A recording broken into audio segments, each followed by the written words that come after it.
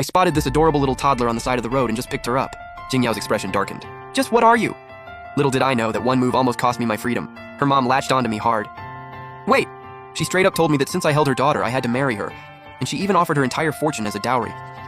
I was so freaked out, I hopped on my bike ready to bail overnight, but then that same sweet little baby gave me this shy little look. Just you wait, I'm gonna have my mommy drag you back to be my daddy. I was standing outside a bubble tea shop shucking corn when this tiny, squishy little figure caught my eye. The little kid looked no older than 2 or 3, wobbling along the road on these tiny little legs.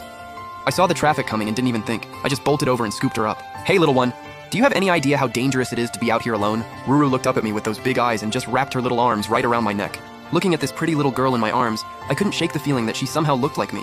But I just graduated college and don't even have a girlfriend, so how could I possibly have a daughter? Hey, sweetie, do you know where you live? But no matter how many times I asked, she just wouldn't say a word. She just held onto my neck without a word, so I hailed a cab and headed to the nearest police station. The little girl was so well behaved. No crying, no fussing, just completely silent. Come on, tell me your name. Right as I was talking to her, a chain reaction crash happened behind us. The explosion was so loud it shook me to my core. The little one in my arms got scared too, tears streaming down her face and blood was starting to drip from my head. With every last bit of strength I had, I forced the car door open and pushed her out to safety. Meanwhile, a limited edition Bugatti pulled up at the mall, and the woman who stepped out had this ice-cold look in her eyes that sent chills down your spine. This is where Ruru went missing, a cold voice cut through the air.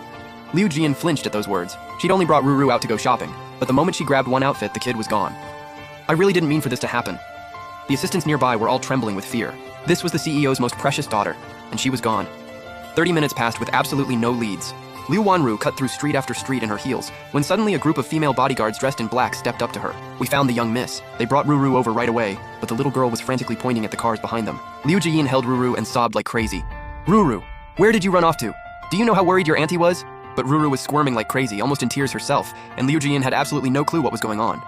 Ruru was acting like a furious little animal today. She wriggled out of Liu Jian's arms and took off running on those tiny legs. Liu Wanru and Liu Jian followed with the bodyguards, and Ruru stopped right next to a car that was on fire. She reached up with both little hands trying to get in, so Liu Wanru grabbed her and told someone to open the car door and check inside. But the car was completely empty. At that, Ruru freaked out and tried to dive back in. Sure, Ruru looked soft and cute on the outside, but anyone who knew her knew she was a total little wild card.